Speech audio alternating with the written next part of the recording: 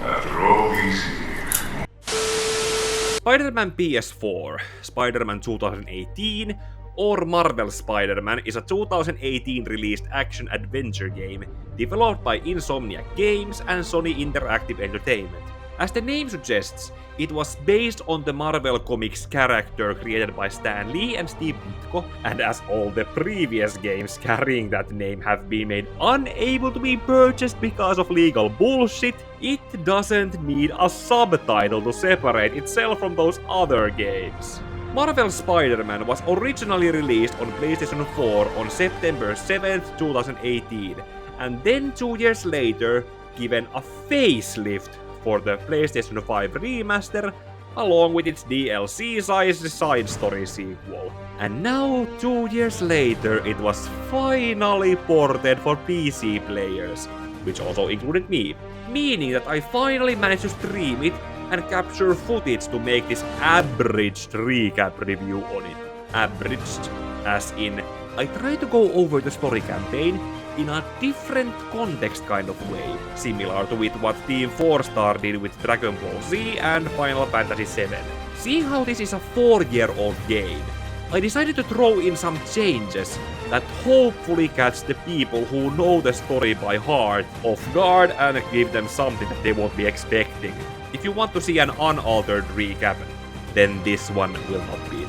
Also, since this will be a long video, here are the timestamps where the 3 acts of the story begin for the part-time viewings, and if you just want to watch my review part of the game, it begins at this point of the video. Enjoy and let me know what you think about the changes down below in the comments, and now let's start with the recap. The game opens with our web-slinger in the 8th year of his average career in this game's continuity, waking up to a police radio telling him he can go arrested as the result of him wanting to quit being Spider-Man at one point, aka Kingpin. Spider-Man arrives at Fisk Tower, where he meets his work wife, who gives him a sitrep on the situation and then sends him to do what he is expected to do, aka stop the Kingpin from erasing his browser history before going to beat him up and bring him to the cops to be jailed without a trial. Convenience. Well, gotta go. Hey, good luck, Willie. I have a feeling you're gonna need it. Fisk make it to Rikers yet? Not Rikers. Our boy qualifies for the VIP treat. After having given his work wife a reason to have them celebrate later, Spider-Man rushes to his day job as Peter Parker, just in time to see the work he and his boss Otto Octavius fail in front of the board funding them. Despite this failure, Otto Octavius proves himself to be the world's greatest boss by having Peter do some minimal work in recalibrating their failures and so fixing them, before Otto lets Peter go do whatever he wants. Naturally, Peter switches back to being Spider-Man and goes to meet up with his work wife for how they are going to celebrate taking down the Kingpin. But Yuri tells Spidey that those plans have to be postponed for later, because the work in undoing Kingpin's criminal enterprise still needs to be done. While working on that and stopping crime as he does, Peter notices the damages his costume took and returns to his workplace where he can do the required fixes to it. And of course Otto catches Peter with his Spider-Man costume, but Otto is cool enough not to ask any questions and eases Peter's mind by saying he understands Peter to be Spider-Man's tech guy and costume designer. Otto also leaves Peter with some designs that Peter then uses to create himself a brand new Spider-Man suit, but it's so unbelievably ugly that Peter decides to wear something he once wore to a rock concert instead. After Yuri calls Spider-Man to go deal with the Kingpin's still active subsidiaries at the money laundering construction sites and sees what he is wearing, she gives Peter the ultimatum where he can keep wearing that punk suit or continue having sex with this age-defying Eastern physique. Switching to the Raimi suit instead. Then Peter goes to meet up with his Aunt May at the homeless shelter she works at, and helps her boss Martin to throw her a surprise birthday party. After eating enough cake, Peter heads out to burn up some of those calories by doing Spider-Man stuff, during which he also gets a call from Yuri, who tells him that they are more buried in work and that their relationship is mostly going to be phone sex at this point, and that she needs Spider-Man to go check up an auction house in Kingpin's name that got a silent alarm activated. There Spider-Man finds men in suits and masks that must be terrible to see through, and the girl who used to live next door to him as Peter Parker, aka Mary Jane Watson. Mary Jane tells Spider-Man that she lied her way in there and found a file on something called Devil's Breath from such a poor hiding place that anyone with a crowbar could have found it. And as this place is full of people who know how to use crowbars, Spider-Man heads to deal with them so Mary Jane can escape and hand over what she found to the police. But of course Mary Jane has to jump out too early and the masked Truitmen take the file from her while Spider-Man is busy fighting the rest of them. After that dust has settled, Spider-Man pulls Mary Jane aside by meeting up with her as Peter to give her a stern talk about putting herself into danger like this. As Mary Jane however doesn't know that Peter is Spider-Man, she instead just asks him about his work with Otto, how he has been able to date an older woman that is Yuri, and tells him that her new friends on Twitter told her that the reporter's job is much more empowering than being an actress or a supermodel. Not having thought this action through causes Mary Jane to walk out on Peter as God appears next to him and says, "Sorry kid, I wanted you to get with that blonde one I based on my wife. But then I took that one trip to Europe and my co-workers killed her off in my absence. Enough said." By the time Peter's brain is functioning again, he is back to wearing his Spider-Man costume and Yuri is talking to him on his headset, asking if he still wants to know what she is not wearing.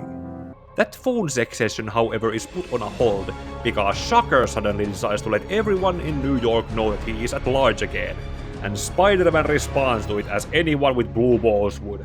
Get back here, Shocker! Shocker! You can't escape me! I'll chase you to the ends of the earth! After Shocker has been caught and sent back to jail, Spider-Man returns to his Aunt May's after party as Peter and while there, asks Martin if he with his arts degree could tell something about the mask the men in suits wore at the auction house. Martin sees the mask as a sign of demons and tells Peter not to go after them, a warning which he also forwards to Mary Jane before realizing that it's daytime and he has to go to work. And he shows up just in time for Mayor Norman Osborn to pull a hostile takeover of Otto's place of business on the grounds of safety violations that he is done friendly ignoring anymore, meaning that Peter is allowed to leave work and go fight against Shocker again, since he apparently ran out of police custody. Remembering how Shocker's just recent rampage caused him to get blue-balled, Spider-Man pins him under a large and heavy chandelier, and only makes it survivable when Shocker mentions demons to him. Once Shocker is dealt with again, Yuri calls Spider-Man that the sooner they deal with the aftermath of Kingpin's arrest, the sooner they can move on from the phone sex phase, and delegates Spider-Man to go check up on one of Kingpin's shipyards that just got an alarm triggered. Then suddenly, a time warp occurs, and Spider-Man switches bodies with his 1940s noir counterpart, who takes over his activities until the time warp switches them back. Spider-Man Noir cleans up the shipyard of the demons infesting it, and if he had not switched places with Peter, that would be Yuri joining him right now, but instead it's another officer named Jeff. Spider-Man Noir and Officer Jeff go all around the shipyard by entering through the front door, only to find out that the demons found the entrance they needed by taking the back door.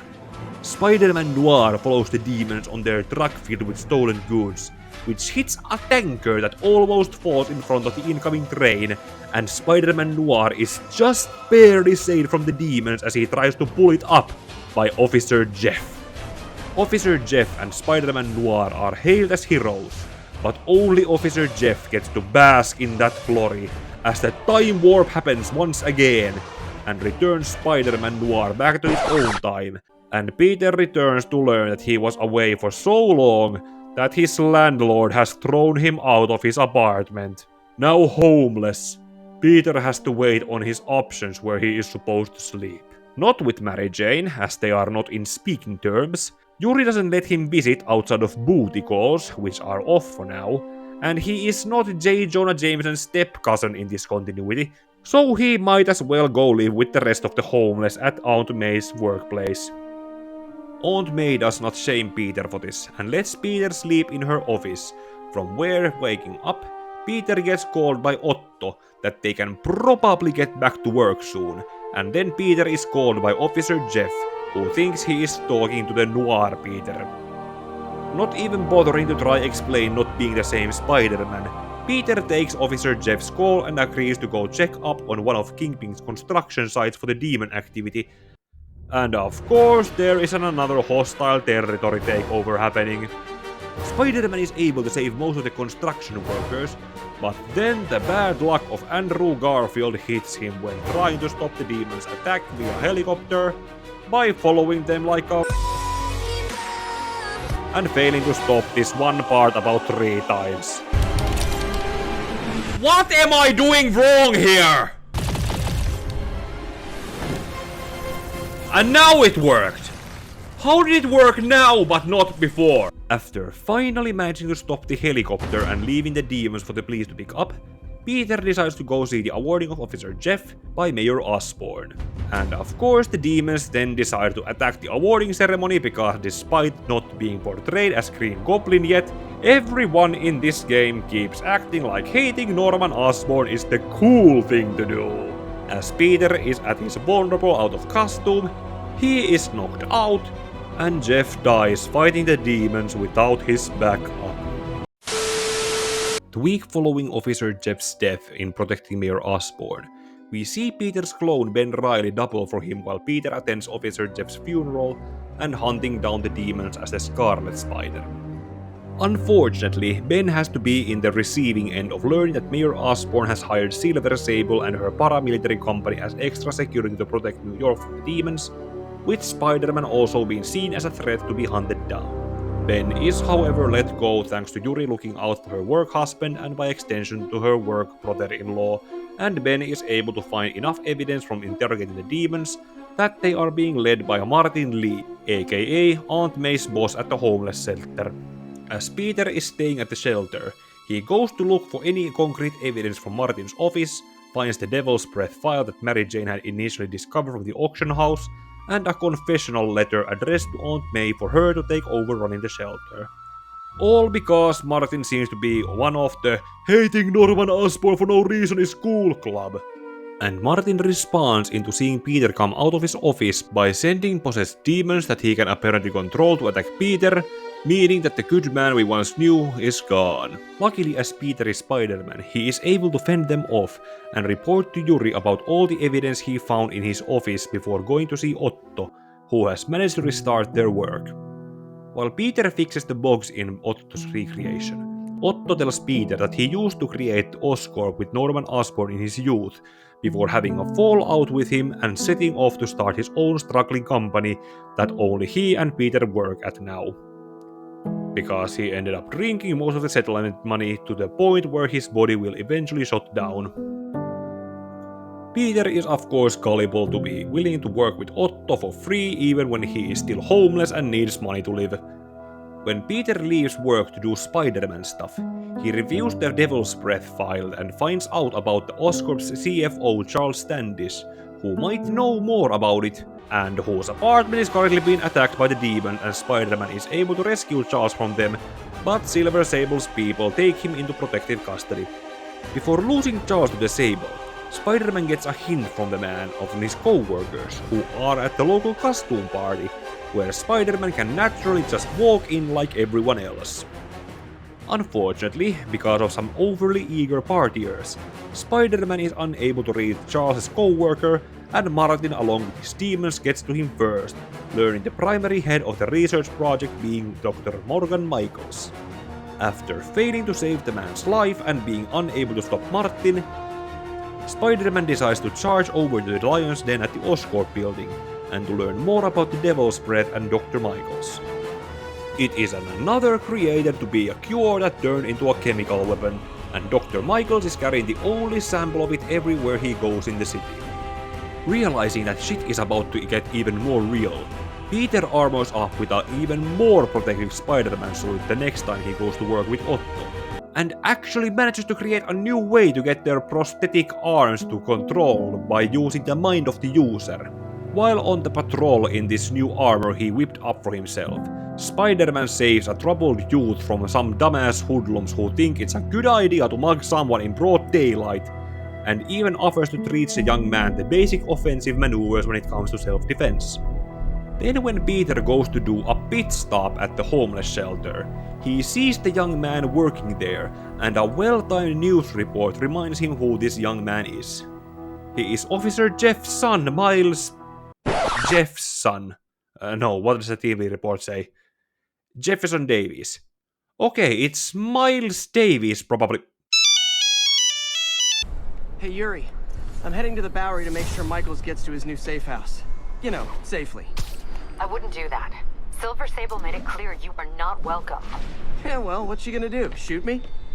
Honestly, 50-50 chance. Fine. I'll be in the neighborhood, but not too close. Just in case. Yippee, a distraction! This is why those two are married at work. So Spider-Man decides to go oversee how Sable decides to handle that from a distance, and guess how well that goes.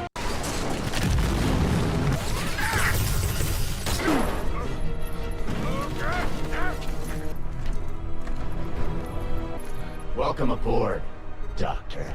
I'm in pursuit of Martin Lee. I think he's got Dr. Michaels and the Devil's Breath. Copy that. More units coming your way. This is Sable International. We have authorization for deadly force. There will be no further warning. Spider-Man, get clear. You are interfering in this operation. Sorry, but I'm not on board with Operation Missiles in Manhattan.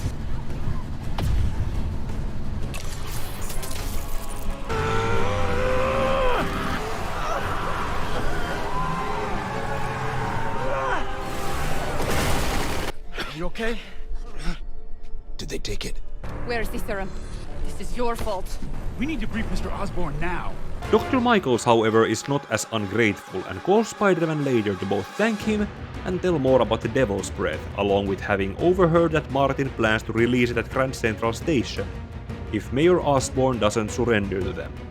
Spider-Man so charges at the Grand Central Station, where Martin has already attacked, setting the Devil's Breath to be released, and for some reason, Mary Jane has gone there to probably wanting to get the Darwin Award.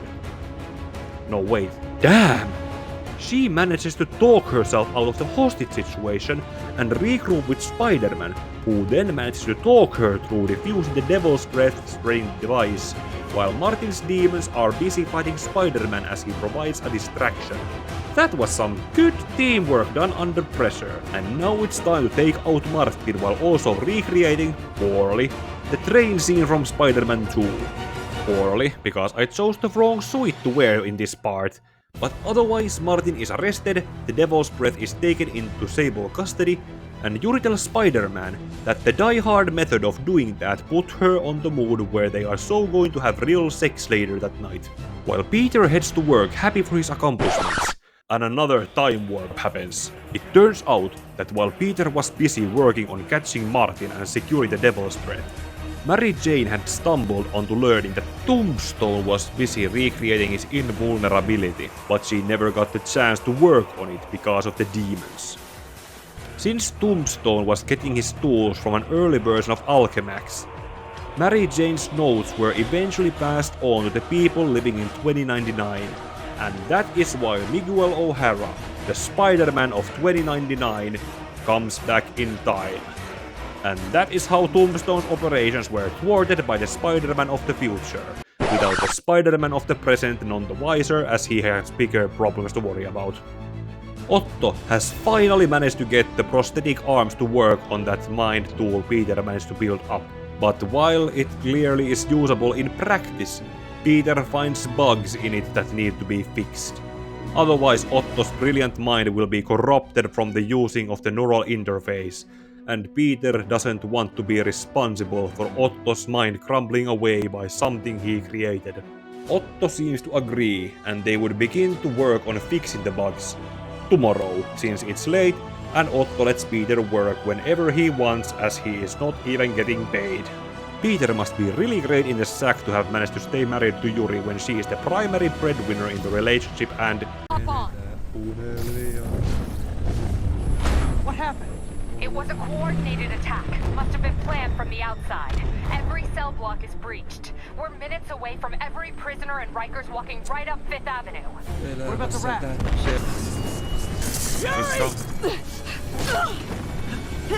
I'm slipping! Gotcha. Hold on!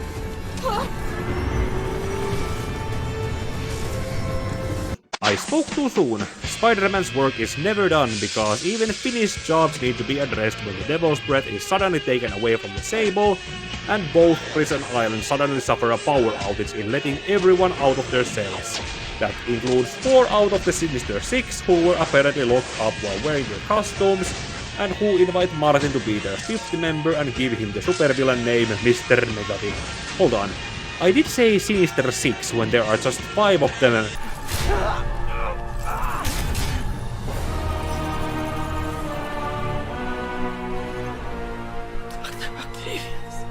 First and final warning. Stay out of our way. There's something actually missing with the Dr. Ock having balding hair like this.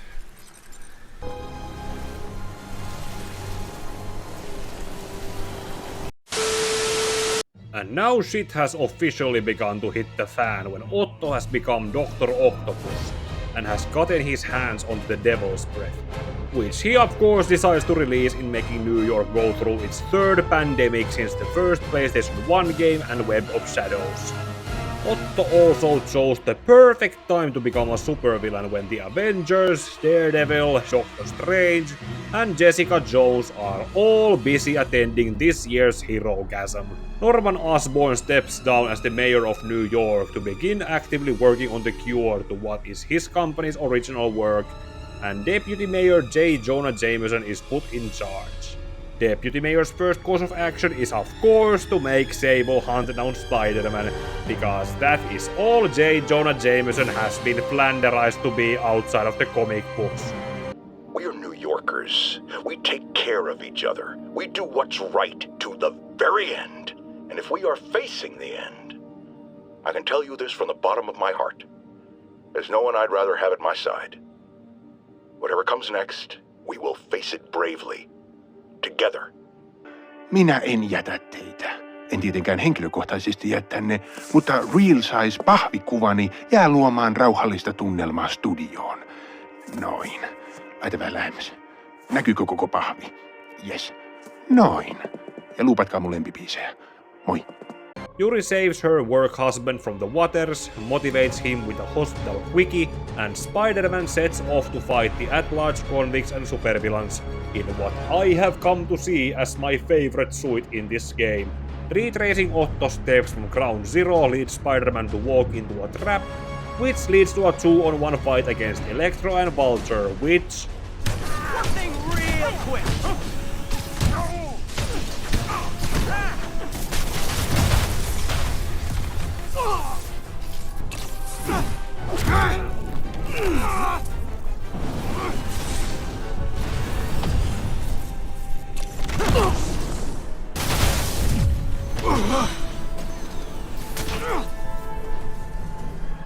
One down, one to go.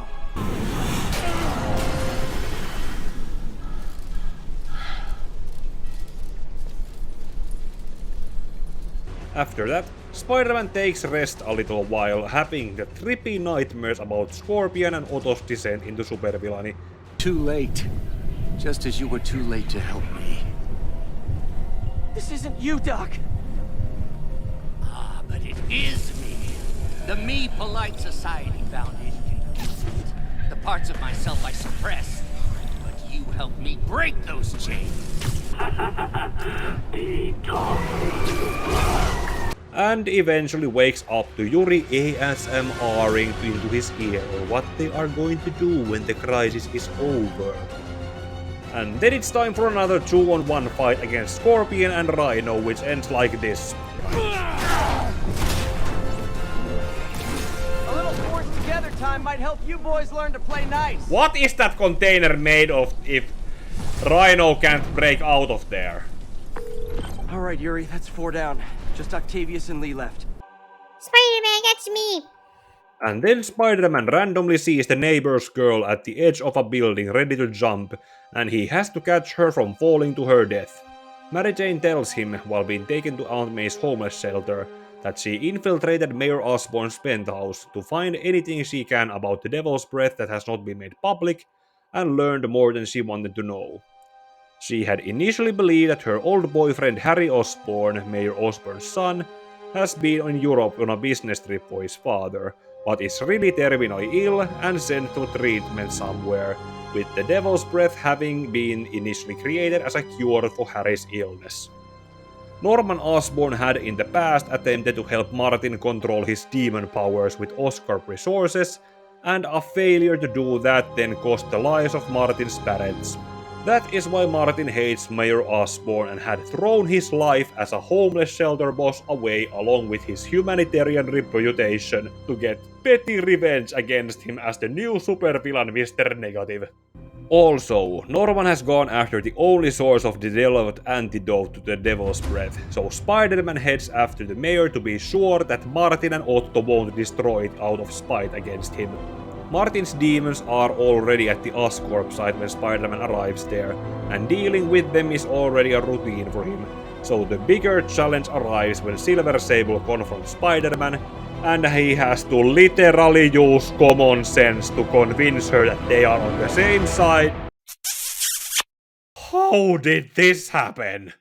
Oh, and more demons attack them and Sable goes after them like, alright, Martin had the antidote. By the time Spider-Man reaches Martin, he has succumbed too far into being Mr. Negative to be beyond reasoning and has to be fought in a visually impressive video game boss fight.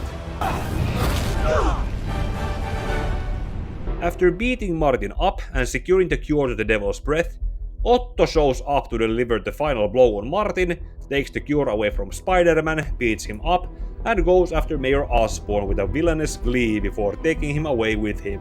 Dr. Michaels and Silver Sable arrive to help Spider-Man get back on his feet and take him halfway across Manhattan to the homeless shelter, so Peter can see Aunt May having caught the Devil's Breath and the neighbor's girl Mary Jane helping keep the place running along with that Miles kid. They pump Spider-Man full of adrenaline, and when he goes to see Aunt May in a hospital bed, Mary Jane puts 2 and 2 together in figuring out that Peter is Spider-Man. With that newly gained intel, she asks how much did Peter work with Otto in creating his Dr. Octopus persona and arms, which gives Peter the idea to return to his abandoned workplace to use the same tech to build himself a better armored Spider-Man suit. And Peter must have done that very quickly, or Otto is so much slower in traversing to the Oscorp building, where he just now made it to begin ranting at Norman about how he stole everything from him and all the bad he has done. Norman responds by admitting that all he has done was not make Martin's parents' death public knowledge, and that the Devil's Breath, which was named that by the research team without his permission, was created to be a cure, and Otto himself released it in its current form. Meaning that whatever bad Norman has done in this game pales in comparison to everything Otto and Martin have done. As for Norman's current opinion on Otto, sä olet taas yksi looseri, joka on tehnyt veroilmoituksensa väärin, saanut mätkyt, ryypännyt starttirahat ja nyt kostat sitä valtiolle. No joo, niin olen. You're a failure, Otto! And you always will be!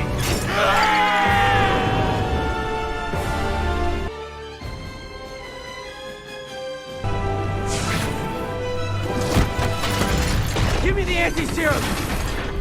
Otto, you've worked your whole life to help people. Please. You're fighting the wrong man. here we have finally reached the final boss fight, where Otto reveals that he always knew Peter wasn't just making costumes for Spider-Man, but was really Spider-Man. And he is bitter over the fact that Peter never wore the suit design he created for Peter to wear. Peter on his own part unblows back to Otto that he had sacrificed so much to work for him without pay, even after he lost his apartment, and this is the thanks he is getting.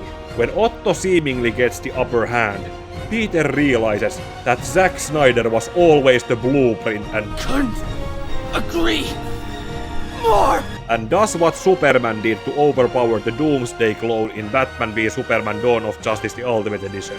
In defeating Otto, they both recreate the scene from Spider-Man 2.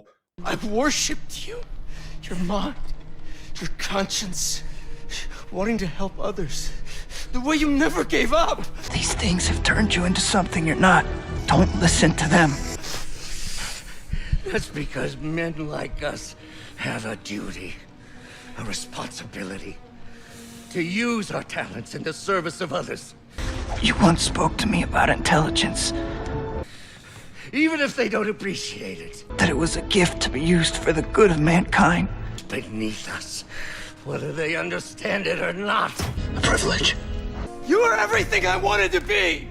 It was my dream. You just threw it away! Sometimes we can fix it together. To do what's right, we have to be steady. Do everything I can. I'll make sure you get the best help. And give up the thing we want the most. No! If they put me away, they'll take my arms! Even our dreams. You said you'd never abandon me. You promised. Remember?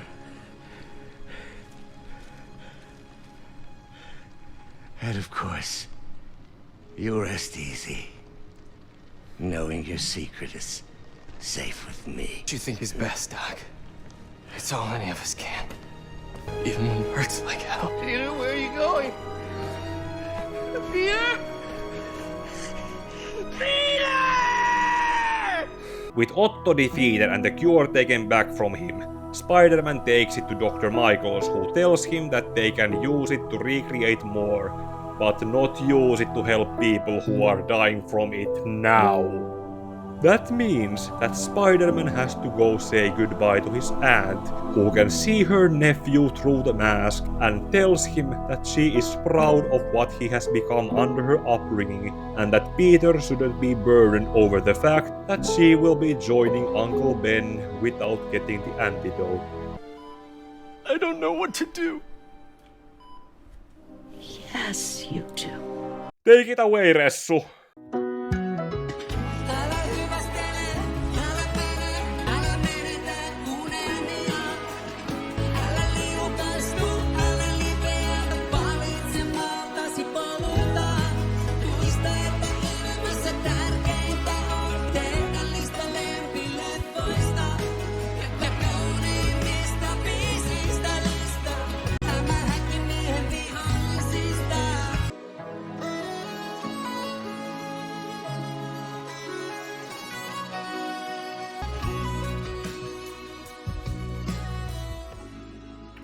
After all that dust has finally settled and everyone finally has the chance to take a breather, Mary Jane catches Peter to talk about how she has figured out that he is Spider-Man. Mary Jane agrees to keep his secret to herself in exchange for having Spider-Man be her unnamed source of information in journalism, which Peter sees as a reasonable enough request, before going to help Miles at the homeless shelter to move an obscure piece of art, and then goes to enjoy his work marriage with Yuri.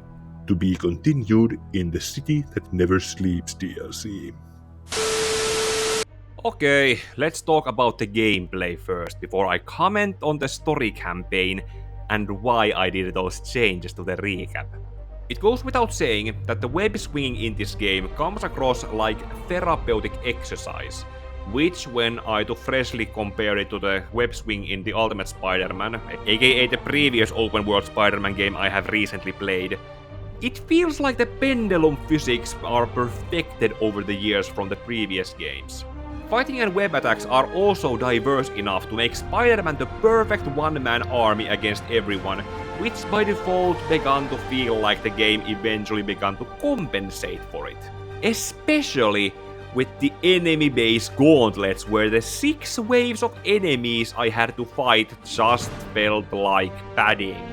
Not to mention, getting the first wave through mostly on stealth undetected And then when the second wave opens, with Spider-Man's location suddenly becoming common knowledge for everyone new charging into the room.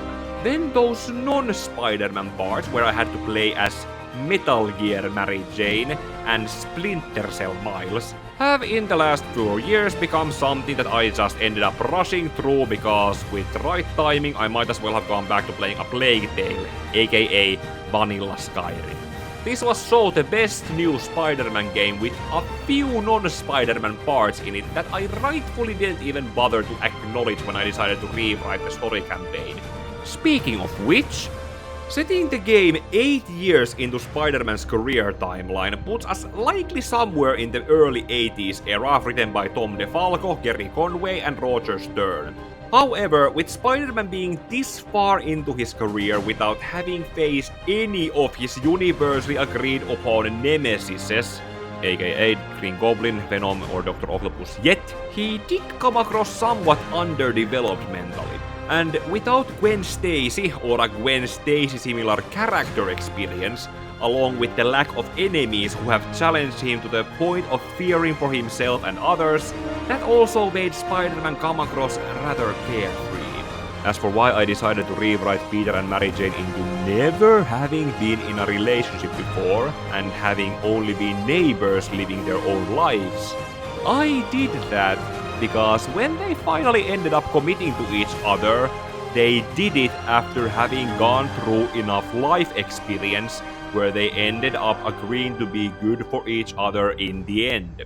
Not as love at first sight, but as coming to realize that they were the only ones left for each other. Because that sounds a lot better than breaking them up before the story starts, only to bring them back together for relationship drama purposes, where they might as well have been a couple in the first place without having been broken up in the game story.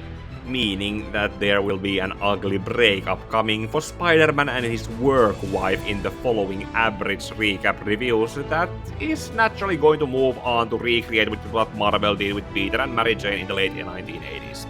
As for how I handled Miles Morales and never mentioned that he got bitten by another radioactive / genetically modified spider in my recap, I will explain that when his game comes out on PC and I can rewrite that game's story to fit what I told here. For a short answer that should help you think about it, I'll say, do you remember why Miles Morales was created in the first place? Not in general, but in story back in Brian Michael Bendis' Ultimate Spider-Man comics run. Then there were the enemies introduced in this game. Mr. Negative was portrayed pretty well for those people who had probably never even heard about him before, or just randomly stumbled upon him on Dan Slott's Amazing Spider-Man run in 2015 and had no idea who or what his idea was. He was rather close-minded and willing to throw away a lot of good in order to do something petty against whom he saw as responsible for his parents' deaths. But on that aspect, I feel like the story could have used some rewrites before it was ever put into production. Especially when Norman Osborn was never in this game shown to be malicious or evil, but rather a questionably good man who tried to do good with bad end results. As I brought up in the recap, the only thing that came across as a bad thing was that he never made it clear on how Mr. Negative's parents died, which if he had owned up to would have likely eased on Martin Lee's obsessive hatred against him. When the Devil's Breath was then revealed to have been developed as an imperfect cure for his late wife's sickness that his son Harry was also suffering from, any insinuations that he had created a virus that ended up killing people just ended up coming across as an unfortunate tragedy more than as an evil villain's plan. Otto more than likely harbored some animosity on Norman for how their partnership ended when the Lees died, but looking at how Norman was not presented as an evil man, maybe somewhat arrogant when trying to be friendly, it seems to me that Otto might have, with his brilliant mind going overdrive with stress, created an imaginary version of Norman in his head that he then projected onto the real Norman. And with Martin Lee sharing his animosity towards Norman, that would have fed his delusion on how he saw Norman compared to how Norman really was. Or maybe some things were added and dropped in the story writing process, and going forward, Norman could be portrayed completely differently going forward with the sequel. Or maybe Green Goblin will be created a la Raimiverse as a side personality created by how Norman feels about being perceived. So far, everything that Martin and Otto did make Norman look like a better man in comparison. And another thing I changed, Spider-Man was, / still is, in a work marriage with Yuri Watanabe because 1. Their voice actors are married and I decided to joke around that. 2. Because Spider-Man and Yuri's working relationship was used that little that some people created headcanons, like that piece of fan art I found, and 3. Because I saw a perfect chance to build up some needed drama for what eventually happens in the Turf Wars DLC episode. Also, I meant what I said in the story recap. I never liked the new costume created for this game, although I do understand it was created as a way for this game's version of Spider-Man to differentiate himself from the other version of Spider-Man and give him some individualism. However, I feel that the white spider symbol only belongs onto the Venom suit, and not wearing this costume then eventually turned into a plot point in the story recap when I decided to go with all the other costume options. The Parker Industries costume became my favorite, mostly because I saw it as a perfect way how to update the classic design, instead of replacing it with something completely different. That green glow around the symbol is the only flaw I have, however, come to agree to be too much. So, I think that's enough for me to say without having the video become too long. Like or dislike, depending on how you saw my changes in the Abridged recap, comment about what you liked or disliked about the changes, share this video for other people to experience as well, and subscribe or stay subscribed for my following videos, like those 2 comic to animated movie comparison reviews. Also, ding the bell so you can be alerted for when I'm going to do a gameplay stream, like on the City That Never Sleeps DLC episodes or some emulated games, during which you can also chat with me, and may your heart be your guiding key.